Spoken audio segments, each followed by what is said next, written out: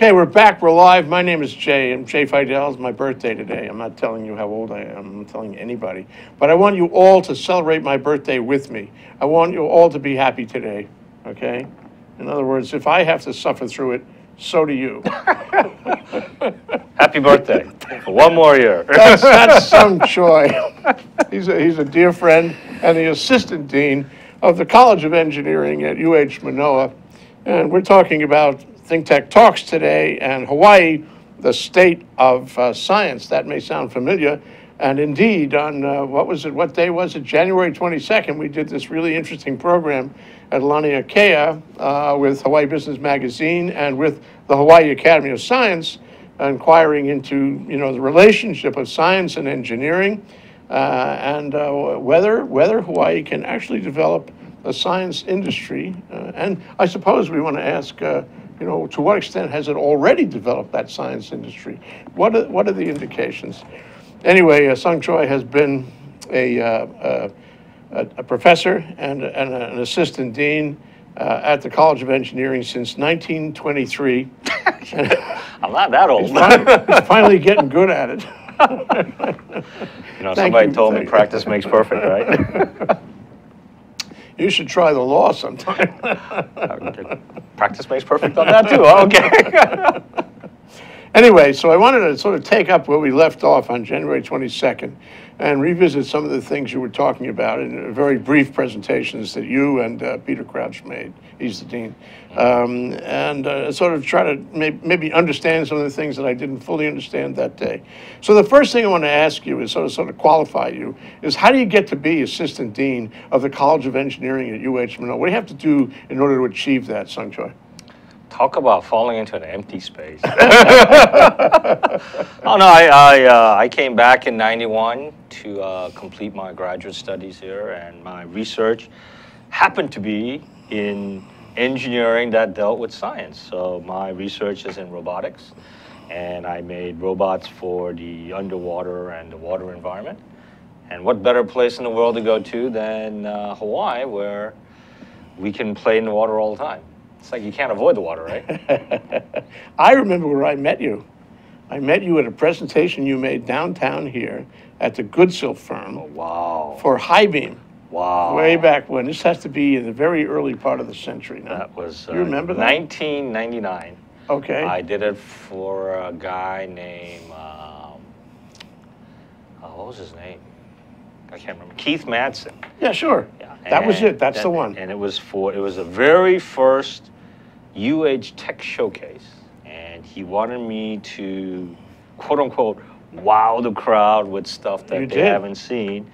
And of course, I had a slide that was completely blank, because that's what you get when you go beyond 200 feet or so in underwater environment. There is no light. By the way, when there's no light, what is that? These night goggles do not work. Night goggles work on the technology of cats and animals, where you take a little bit of light and you intensify so you can see.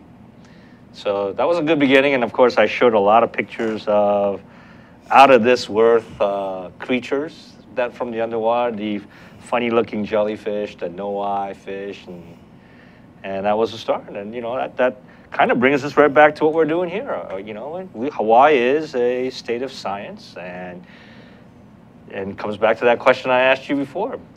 Is there an engineer and a scientist, or a scientist and an engineer? Yeah, is there an engineer in every scientist, or vice versa? Yeah, I don't know. I mean, but one thing I do know is I was having some discussions with one of the older faculty members at UH that had developed the lab school. And lab school is exactly what it stands for. It is a laboratory school to try new ideas. And he felt that we needed to introduce engineering methodologies, techniques. I think some people look at it as design thinking, because humans are inherently thinkers. We take things apart, we put it together, we ask questions. You can think of it as a scientific method, but you can also think of it as a engineering methodology. Were there scientists before engineers, or were there engineers before scientists? I actually think there were engineers before scientists. Because if you look at the old prehistoric dates and all that, when they first made the little hatchet and the knife and all that, it was more out of need. I don't think there was actually, quote unquote, science or math involved in it. It was trial and error. And I believe engineering started with trial and error and all this empirical data. And we came up with equations, and wow, they kind of met these theories and mathematical equations. That's why I think there is an engineer in every little kid. And if they learn to break things, like I did, you know, taking my dad's $5,000 Hasselblad camera apart when I was 5 years old. You remember that too, eh? Oh yeah, because that's the first time I ever got licked. So never gonna forget that day.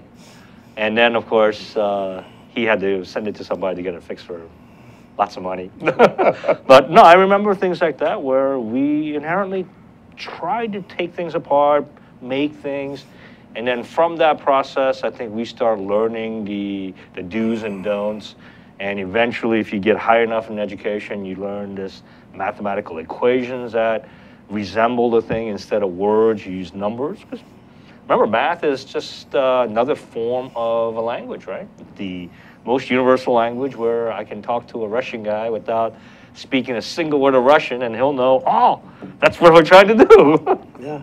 So yeah, it's always a good question, but I think getting engineering, science, math involved at an early age is probably very good for the kids to start incorporating all the interests that they have. Obviously, I'm not limiting it to that. Creativity, innovation, obviously comes from something that I think I'd like to call just entrepreneurship too. It's like two bodies and comes together, you make a sound. In many ways, our city here, Honolulu, and the state of Hawaii has been very one path oriented. And I think it's tough to see innovation and entrepreneurship when you're doing that, especially in this high-tech era that we're trying to concentrate on. Obviously, you know, I know, we go out 30, 40, 50 years ago, many more mom and pop shops. So people in Hawaii are actually entrepreneurial. If you can take your whole life savings and invest it into this little store so you can make your family have a better life, that to me is entrepreneurial. You'll learn a lot doing that. That's right. You'll learn all those rules by which you can make it work. That's right. And making it work, sort of applied science, making it work. Take it, you know, technology is using tools. That's right. To make things happen. And science, I mean, engineering is that. It's just a question of the sophistication of the tools.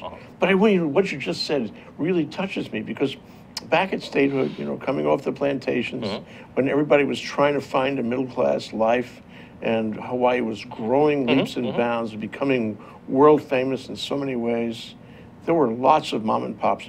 My law firm in the 60s and 70s, we were forming these one-person or family corporations like hotcakes every day, half a dozen every day, little firm. That's right. Everybody was going into business. That doesn't happen now. And what does that tell us? What does that tell us about the motivation toward entrepreneurship? Number one is, I believe competition has gotten that much stiffer. You still have to remember, right? You've gone to other places in the world. I've traveled other places in the world. As quick as we may respond, I think we're still a half a step behind many places like New York, Tokyo, Seoul, Hong Kong. And I think we have to start modifying our thinking a little bit. We have all the tools and essentials here. Somebody just hasn't given that spark on a lot of these things. You know, I mean, brings back that other question: is entrepreneurship something that you're born with, or is it an acquired trait, like learning a discipline? I think that's a good thing to weigh out. I believe in entrepreneurship to be a very calculated decisions you make, where we were talking about all this stuff about how can we define innovation. And, you know, we're looking at things like inventions and commercialization, and of course the inherent value that it carries. But which comes first, the chicken or the egg? So it's about risk too, isn't it? yeah, that's right. That's right. You have to be willing to take a risk, and science is like that, and engineering is like that.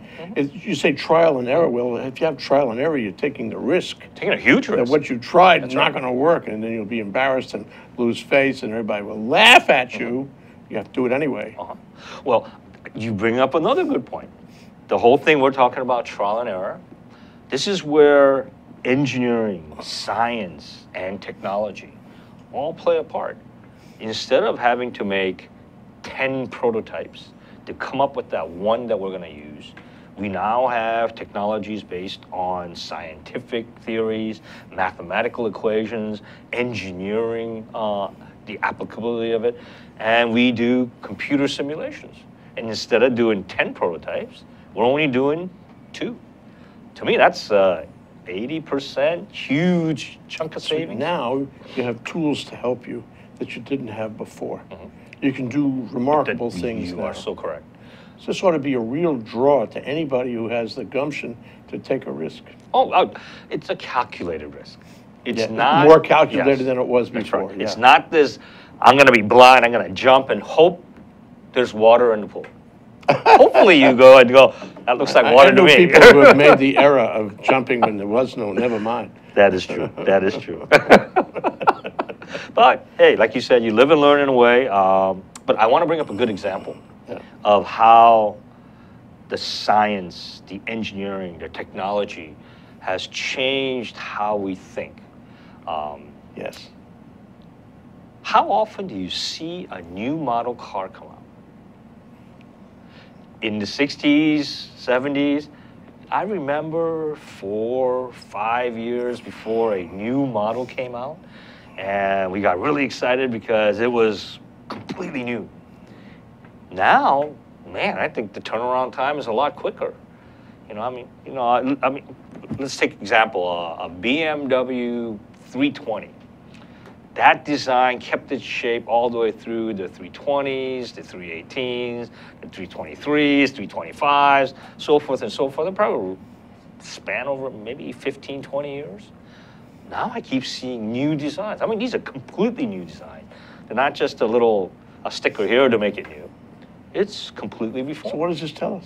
It tells us that we have a much better feel of what science and engineering and technology is, and we're obviously utilizing it better to make ourselves more efficient and more effective. And that's great.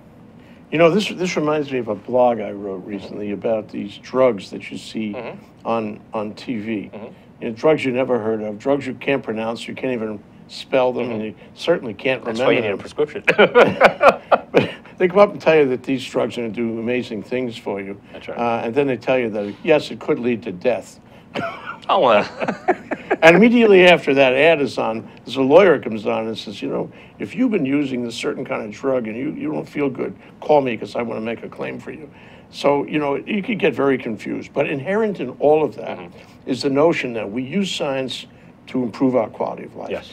We feel that there's something out there, like the new BMW, the new model, whatever it is, that is just out there. We can create it. We can make a better life. And we will, constantly have a better life. My birthday today, Song Choi, I say to myself, I want to live a long time because I want to see all of this technology, advance. I want to see all these things. Over the weekend, I found that Google has a new calendar for the Droid phone. Oh. It's beautiful. I say, well, I want that. I want all of it. I want to live a long time so I can enjoy all the new calendars that come on my phone. Anyway, so you're part of that. You are training generation after generation of these kids who will take your way of looking at things, your scientific method, if you will, out into the community, out into into technology, engineering, and science, whatever path they choose, and give us that better life. What a great thing to do. Oh, well, we're trying our best. We have things in place at the College of Engineering where we're trying to bring engineering and entrepreneurship, which has a component called innovation, together, so we can have students actually create their own job position instead of going to a position just so they can get a paycheck. Yeah, that's great. Yeah, we want the students to come out thinking and pursuing the fact that they can solve the problem to cancer. And that's what we want. We want people to make that choice and go after that effort. After this break, we're going to come back and role play. Sure. I'm going to be the student, and you're going to be the assistant dean. Okay. And I'm going to ask you for life advice and see what you say to me. So don't forget your tuition, okay? I got to check in my back pocket. Sounds good. That's Song Choi. He's the assistant dean of the College of Engineering at UH Manoa. Here on ThinkTech Talks, we're talking about Hawaii, the state of science. We're not kidding. We'll be right back. Aloha, I'm Hunter Hevelin, host of Sustainable Hawaii here at ThinkTech Hawaii. You can tune in every week on Thursday at 2 p.m. to see interviews with sustainability professionals from around the state and even further abroad, learning about activities with water management, food security, waste management, and a whole host of other fascinating opportunities to get engaged with making a greener island. So if you're interested in making the transition from consuming individuals to communities of producers, check us out every Thursday. Okay, we're back. We're live. We're here with Song Choi, a good friend and the assistant dean of the College of Engineering at UH Manoa, making great graduates, as they say. So here I am. I'm just about to graduate, and I come to you and I say, Dean, you know, I don't know what to do with myself. I want to do the right thing. I want to help the world. I want to make better quality of life for everybody everywhere. But should I, A, should I stay in engineering? B, should I go take a graduate degree in science? What direction? I mean, how much money can I make in either one of those paths? Well, let's start with very simple questions. How much can you make as a Bachelor of Science graduate in engineering? I would say that ranges anywhere from about mid-40s to, we've had students go out and have gotten jobs which pay low six figures, so $100,000. Pretty good. Yeah. So the range is huge. The $100,000 one was actually about $120,000. It was in Seattle, but we've had students graduate making $80,000. So the potential is there. And interestingly, one thing we've always thought of as a bad thing, competition breeds excellence. We have to remember that. You know, participation in programs are great, but if you're just participating to be out there without running, what's the big sense? You want to compete, you want to be the number one, if not number two. And if you're number two, I hope you're going to go back out there and say, I'm going to dethrone whoever's number one. Right. That is it's got to be in your DNA right. to do that. But yeah. that is that effect you need to create excellence in what we're trying to do.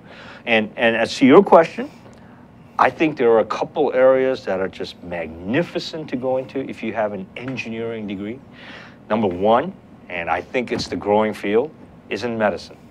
If you were to get an engineering degree, electrical, mechanical, like civil, biomedical kind of. Yeah, like a biomedical type of stuff, but where you actually have a degree in engineering, and then you go out and get a degree in medicine. Think of the potential you have in trying to come up with new equipment, new methodology, the ultimate scalpel. So nobody gets cut. You just somehow do something and they go home. Actually, that I think is really important. If you want a good takeaway from this show, you have to realize that engineers build stuff. Mm-hmm. And it's not just roads and bridges and infrastructure. It's all kinds of stuff. Oh, it's everything. You know, in that chair, that very chair, every week or so, we have a scientist, usually a young research scientist, come down from somewhere in Manoa. And invariably, we always ask them, how do you do your metrics? How do you get the data? Mm-hmm. Your own self. And they say, well, I got this little device here. Look at this little device. And they bring the little device with them.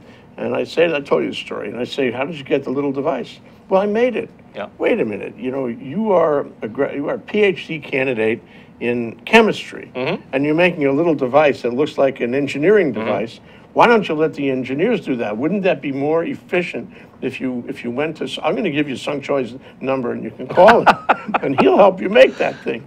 I mean, I find that the sciences, maybe they don't, they do it themselves when they could collaborate on making devices, and the engineers are the best ones. Am I right? That's the whole question we're talking about. Is there an engineer in a scientist or a scientist in an engineer? You know, we look at something like this, it's a pen, and we say, yeah, that's really low tech. I'm sure at one point, this had to be the ultimate high tech. When they were doing the little ink writing or whatever. Sure. Man, what a great thing to do. You don't have to tap into the inkwell. You just keep writing and writing and writing until it runs out. So a scientist collaborating with an engineer, to me, is probably the ultimate efficient, effective solution. You put something in my thoughts. An engineer creates things. A scientist studies all that's been here. So we need the theories of physics, biology, chemistry, all the relationships in mathematics. And we use that, and we do this thing called engineering. So people talk about applied science. Well, engineering is applied science. Yes. Okay, and it might be semantics, but I think people should understand words are created for a specific reason. And engineering is the application of science and mathematics. And as you said, it's to not only help us in our work, it's to help us in our play, it's to make our lives longer. Look at the average age. I remember in the 1960s, you're lucky if you live to be 60. Now, if you don't live till you're 80, something's wrong. Yeah. So all this has helped and has When contributed. you say that on my birthday, it really helps, you know. Well, because you got a long way to go, and you're going to live forever, and you're going to see all the changes that take place. So if you're starting a company, Mm-hmm. say a company that's going to make widgets, new widgets Mm-hmm. that nobody's made before, would you want a scientist, an engineer, or both? I would have both. So I had a lab. My laboratory made robots, more specifically for underwater, surface, ground, even some aerial robotics, what they call, quote unquote, drones now, unmanned aerial vehicles. And my premise to all the people in our lab was, if you're coming in as a mechanical engineer, you need to learn electrical and you need to learn computer science. Because those three make this little thing called robotics. It's a culmination of three different disciplines, and it's putting together a system. It's like a car. A car is a system. It's not just the wheels. It's just not just the motor. It's just not just the. It has to all work together. It's all working together, right? So if you can have a person that understands all that, and I think the spice that goes on there is somebody that understands maybe a little bit of music, a little bit of art, maybe play some sports, and you're throwing in something different that you come up with these unique, creative, innovative things. iPhone. Perfect example, right? Is something that can go to that next stage where you're looking at a revolution, if you want to call it, in how we're doing things. I mean, who would have thought that a phone is basically my diary, my scheduler, my secretary, my notebook, everything else that I can ever think of? Well, that's an interesting point you raise, and I would like to dwell on that just for a minute. Do you think that Steve Jobs knew? I mean, I see him as the progenitor of this device. Do you think that Steve Jobs knew all the things that the iPhone would do when he came up with that idea? Or is it that you come up with an idea like that, and then it flowers, and the possibilities only come to you later? It's not disruptive in itself to add a better calendar on my phone, but over time, incrementally, these are new things that Steve Jobs would not have anticipated. I agree. The word you used that's perfect for innovation is disruption. If you are constantly developing or making modifications to something that exists, that's not disruptive. It probably will not have the impact that it does. But disruptive technology, you are looking at how we are going to revolutionize how we look at things. Steve Jobs, I think, had a vision of what a product like an iPhone was going to do. If you look back, he had something called Newton, which was like this personal scheduler type thing several years back. But to think of all the stuff that an iPhone can do now. I think there was a pictorial explanation where they had a desk in the 80s with the computer and all this other thing, and they had a desk in 2010 or 2015 like now, and everything had gone away, and all that was left was a smartphone. Right. That's it. Right? That's it. That's all you need. No, nothing else. Yeah, nothing else. So my biggest like about the smartphone. And you don't need a desk anymore, by the way. No, you don't need a desk. Maybe that's better, right? Because it's better for your back. But the best thing about an iPhone for me, or a smartphone, was that I can work literally anywhere. I am not chased by this time thing where I have to sit down. The other thing that I do have a bad taste for because of these smartphones is that I can never get away from work. And sometimes you need to get away from work. That's a problem. Yeah. It's your birthday. You should be getting away from work. Nah.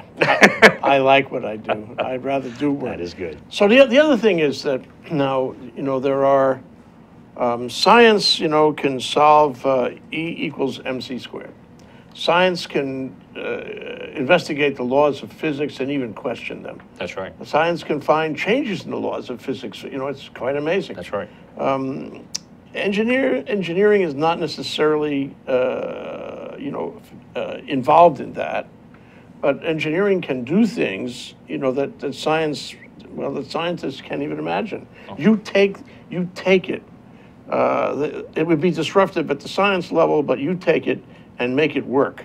And you need to have a lot of disciplines to do that. Mm-hmm. You're really the jack of trades when it comes to all of bringing all the sciences together, if you will. Mm-hmm. For example is computer science. Now, there is a separate school.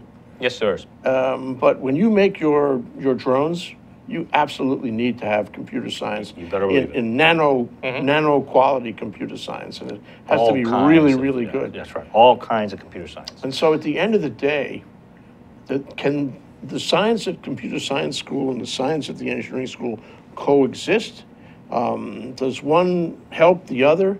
Will one survive and the other not prevail? What do you see? How does this go forward, particularly on coding devices? Coding devices, in my opinion, is extremely specific, and that would be more under what I would call computer engineering. That is the interface between software and hardware. Now, which is essential now. Which is extremely essential now because we are looking at multiple types of input. We have studies on things like big data where, very simply, one of the projects I was going to talk about was in botany. And you mentioned that. Yeah, botanists have traditionally been very low in information gathering. And part of it is because you plant a tree or a plant, it's not like it grows like that.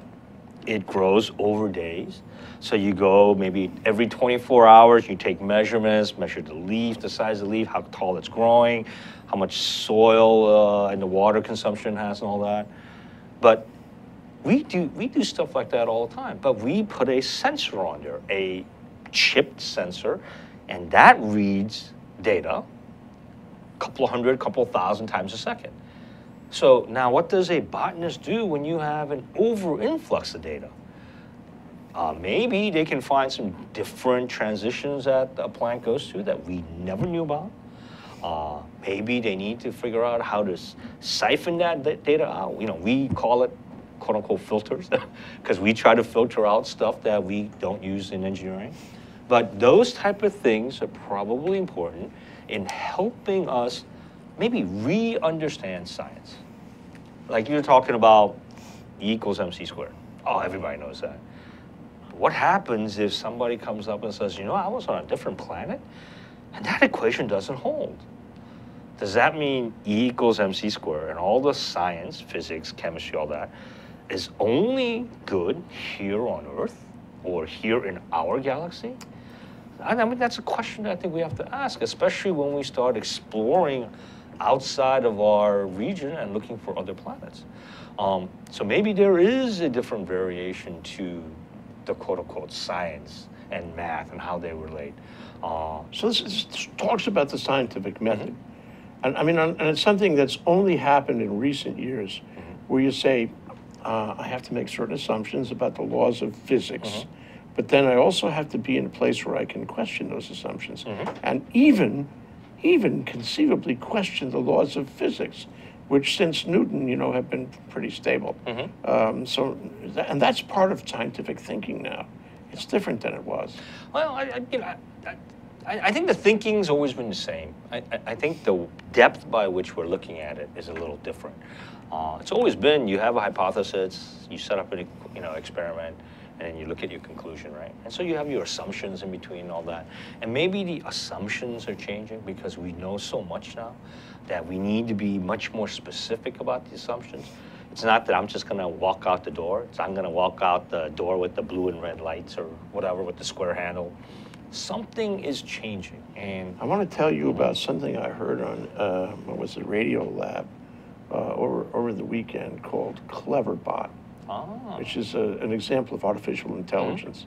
But right after this break. That's Song Choi, Assistant Dean of the College of Engineering, UH Manoa, here on ThinkTech Talks, talking about Hawaii, the state of science and engineering, or engineering and science. Let's say engineering and science. We'll be right back. at least for today. Aloha, I'm Keli'i Akina, president of the Grassroot Institute and host on Ehana Kako, a weekly program on the ThinkTech Hawaii broadcast network. Ehana Kako means let's work together. Think of the sad alternative, let's not work together. Here in Hawaii, with all of our diversity and the richness of the people, it's important for us to come together around issues on the basis of what's right and what's good and what's going to serve the common good. And that's what we try to do at Ehana Kako. Every week, we interview movers and shakers, people in government, business, and other sectors of society to talk about how to create together a better government, economy, a better world here in Hawaii that can bless the rest of the world. I thank you for your attention to ThinkTech Hawaii, and we look forward to seeing you every Monday, 2 to 3 p.m. on the ThinkTech Hawaii Broadcast Network. We're Ehana Kako, and we wish you well. Aloha. Okay, we're back. We had a nice break, and sorry you weren't there. You didn't get the benefit. You know, we ought to let people come in on We our didn't do our much. breaks. Where's that bubble again? This is Sung Choi, Assistant Dean of the College of Engineering, talking about Hawaii, the state of science. And one of the things that came up is this whole thing about if you take all the elements that engineering puts together, for example, nanotech, materials science. I mean, all these things are burgeoning globally. And then you add, advances in computer science, especially computer science that can be on a chip that big, like your thumbnail, or smaller. What am I saying? Smaller than that, yet. You really get a fantastic result. And to add fuel to the fire, I heard this thing on NPR, I think it was Radio Lab over the weekend, about something called Cleverbot. You can look it up on the web. It's this English fellow and designed a thing where, like Liza, the old therapist game back in the, I guess it was the 80s, where you could get therapy from this DOS program. And it was all, just if-then statements. But at the end of the day, this thing learns from everything you tell it. Anything you tell it, and it has more intelligence. And so now he's got, how many billions of lines of code and all the stuff it's learned. It's really quite intelligent. You can actually have a conversation. So you were saying that this actually plays in what you're doing lately? This type of technology is always playing in what we're doing, because when you're talking about autonomous robots, we are trying to create a quote-unquote entity that can make decisions on its own. And decisions are, yes, some are Boolean logic based, some are purely experience based, as we think we do. And of course, some may be direct equation based, where there's a answer and there's a no answer. But what you're talking about, I believe the computer science aspects have been tested using chess games to evaluate how good a program is. And this learning artificial intelligence is giving new ways as to how games can be played. The traditional way for all this Boolean logic and all the algorithms was you keep adding lines to your code, and soon it became 10, 100, 1,000. I remember my robot, when we were doing it, had like 250,000 lines or something like that. But the goal now is to write code that works in conjunction with those little microchips that you're talking about, that it can modify itself based on what it's hearing and how it's supposed to react. So I guess it's thinking. And during that process of thinking, it's storing information as experience, knowledge, whatever you want to call it, memories. And it uses that to come up with newer, clever ideas. It's a really interesting concept. You know, I mean, you're talking about, if you have an engineering degree, what should we do? We said medicine is a great one. I think another one that people have been noticing and going into is the law area, where you have this huge understanding of how engineering, science, and math works, and technology works well with the patenting aspects of the law. And I think that's important. And of course, the third side is something that people have all seen, and maybe not readily recognized, is the combination of engineering and business. You know, many people have understood that there are a good third of COEs in the United States that are engineering background. And it's probably because, and it's probably going to go up in trend as we see more companies that are somehow high tech or technology, high science or high engineering based.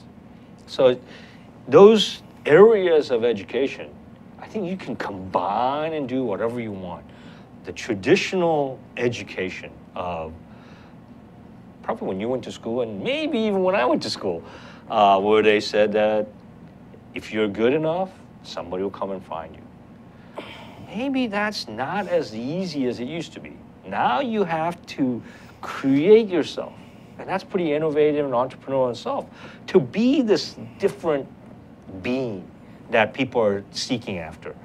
And the combinations are limitless. And that's why I think if we had areas where I would love to see our University of Hawaii Fashion School get in touch with engineers, computer science people, chemistry people, different materials. Boom, maybe you'll have something new. And you know, I've always told you when we've had discussions about Hawaii and where I feel we should be going is, as I stated during our panel session, we need to be a place of excellence. We need to be the focal point, like I believe Andrew stated, where people need to come here. No more of this gateway stuff. Come on, people don't land here anymore. Destination. Yes, it's destination. We're not the gateway. When the plane can fly over us and travel 6,000, 7,000, 8,000 miles, man, we're not the gateway anymore. You have to have a reason for them to stop. We have things like the telescopes up on our mountains, because we have one of the best areas to look at the stars. I was up in Manoa last Saturday, and it was super clear that day. And I looked up in the sky, and you know, besides the moon, we were like, wow, there are like millions of stars today. And where else in the world do you get that opportunity to see stars like that? The only other place. Chile or maybe Alaska, or you know, not in the big cities anymore. You go to LA, New York, Tokyo, Seoul, Hong Kong, you look and you go, wow, it's great today. But it's not going to rain. So I think we need to take advantage of that. We have the oceans.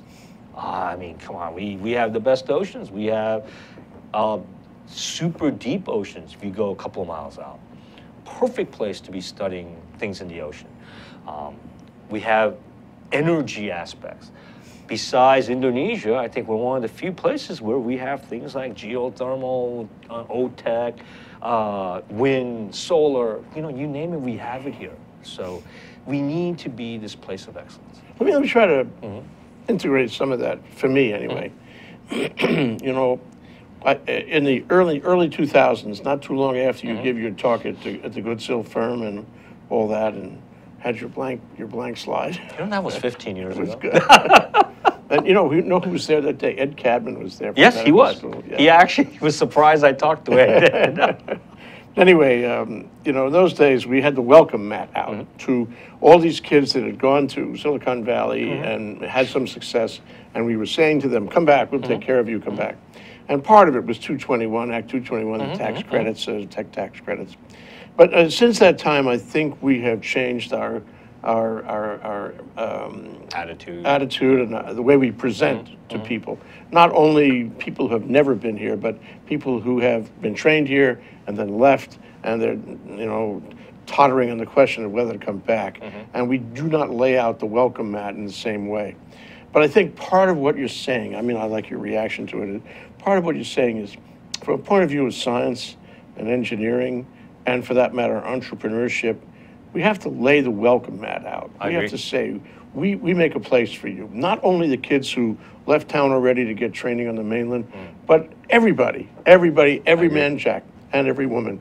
And if you come here, we'll have a place for you. We'll have a company, we'll have incentives, we'll have housing, whatever it takes, because we want to build that kind of industry, the mom and pop tech industry. That's right, I agree. I didn't get a chance to talk about a lot of the projects, so I want to just mention. You have 3 minutes. Yeah, I'll get 3 minutes. I'm still not going to be able to cover all of it. What I'd like to say is we do at the College of Engineering have a research cluster brochure. And if you don't know my email address, it's schoi@hawaii.edu. It stands for Song Choi. Yeah. In case you didn't know.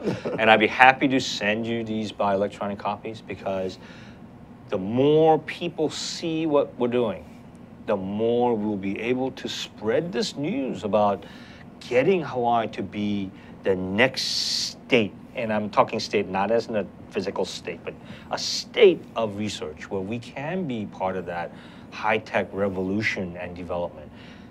As I said, we have all the components here. We just need to set up the building blocks so we can develop upon what already exists here. And I think people forget that we have Pacific Command. And Pacific Command with the military is one of the biggest consumers of engineering, science, and technology. And I think we need to leverage that and get to where we want to go. Somehow, you're a critical player in that, because the School of Engineering is really the center of that kind of entrepreneurship, and you're part of laying out the welcome mat. Ikomo mai kind of thing. Yeah, there you go. Everybody should be on the same page. I agree. It's the door has to be open to everybody, and we have to welcome everybody in the same manner. I remember when I was a kid, we get off the plane, everybody used to get a lei. I remember that. I don't see any of that. With a glass of pineapple juice. And pineapple juice. And the other thing I don't see anymore is I really have no recollection of having owned a key, because I had no idea what a key to the house was, because the doors were always open. Cars, my parents left the windows open all the time.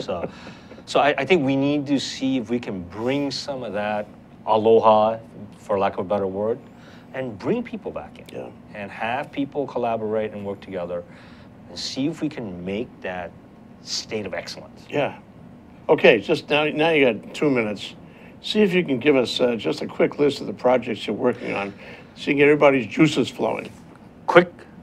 Very quick summary. We have projects in the robotics area, underwater, unmanned vehicles, satellites. We have big data, cybersecurity, bioengineering and technology, whatever you want to think about, robot surgery to prosthetics, we're doing it. Sensors that can read your health from afar. Engineering to reduce erosion and keep Hawaii the way it is, and so forth and so forth.